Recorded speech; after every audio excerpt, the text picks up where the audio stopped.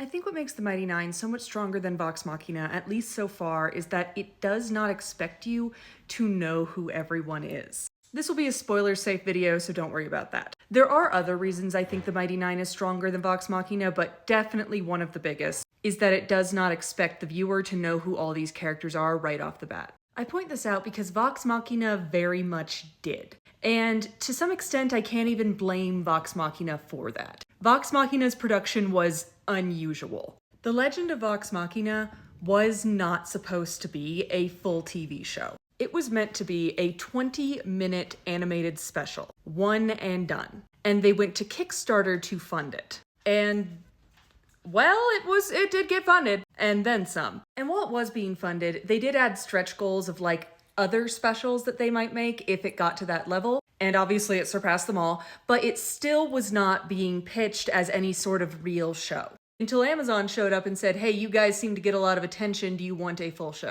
It was kind of the opposite of what happened to Hazbin Hotel, where VivziePop wanted 22-episode seasons. These guys wanted 4 episodes. Amazon said, we'll give you 24. Split across 2 seasons, but still. It kept getting bigger than it was ever meant to. And because of that, I think they weren't really thinking of it as its own show. It was still something for the fans. So it doesn't really introduce you to all these characters. I think they have one like little song that's less than a minute that introduces each of them via jingle, but most of them are just there and you have to accept that. They have one moment where they're like, why are we even together? And then the power of friendship. And it was really hard for a lot of new people to get into for that reason. The Mighty Nein didn't do this. The Mighty Nein takes its time to introduce you to each character. In fact, it doesn't introduce all characters in the same episode. It takes 3 episodes to introduce the entire cast, and you could argue Yasha still hasn't been fully introduced. You get to see a little bit of where these characters come from, who they are, and why they are the way they are before they even meet each other. And you get to see them meet each other